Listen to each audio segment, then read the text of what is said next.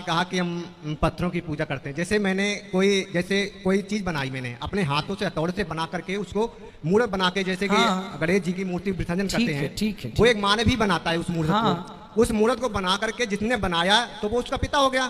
ٹھیک ہے. اور اسی کے سامنے جیسے میرا بچہ ہے, ہم نے اس کو جنم دیا, میرے سامنے ہوگا, اب وہ بڑا ہو کر ہم اس کے پیر چھوں گے کیا؟ جس کو بنایا اسی کے پیر, میں نے جس کو جنم دیا اسی کے پیر چھونا تو بیکار ہے نا. ایک روپ میں آپ بھی بھگوان ہو, آپ کی ماں بھی بھگوان ہے. اس لیے تلسی داس جی نے کہا ہے سی رام میں سب جگ جانی, سب بھگوان ہے.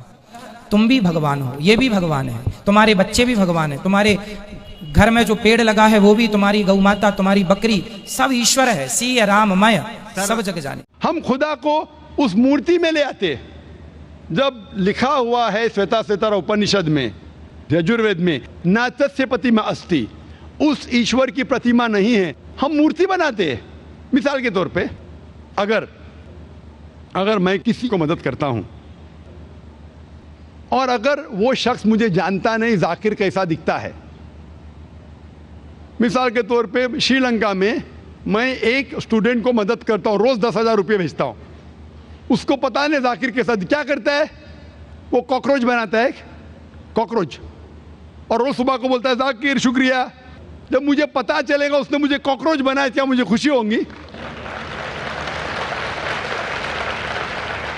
بھلے وہ مجھے کچھ خالی دل میں کہتا تھا ذاکر شکریہ, کافی ہے, شکریہ نہیں بھی کہتا تھا چل جاتا تھا, لیکن مجھے کاکروچ بنایا, انسان سے کاکروچ بنایا.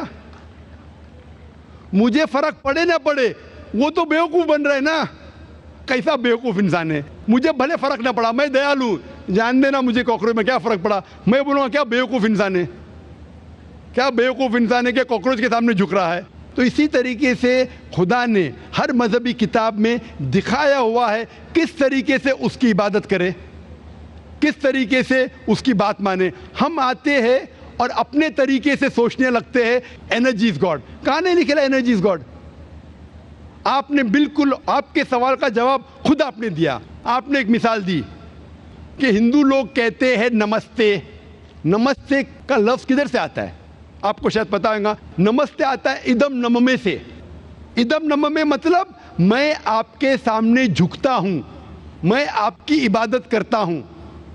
برابر, ادم نممے.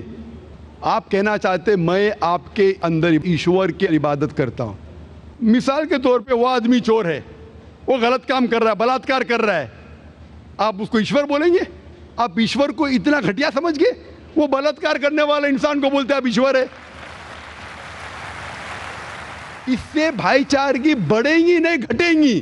وہ بلاತ್ಕಾರ کرنے والے کو, وہ چور کو, وہ ڈاکو کو میں ایشور مان رہا ہوں, اس کے سامنے جھک رہا ہوں. اللہ کو کیوں گالی دے رہے, ایشور کو کیوں گالی دے رہے, خدا کو کیوں گالی دے رہے؟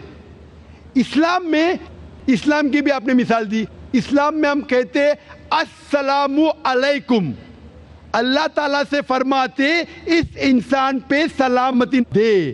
چاہے وہ اچھا انسان ہے تو بھی سلامتی دینے کی بات اچھی ہے, چاہے وہ چور یا ڈاکو ہو. میں بولوں گا السلام علیکم, میں کہہ رہا ہوں یا اللہ, یا رب, یا خدا, یا ایشور, یا بھگوان, اس ڈاکو پہ رحمت فرما.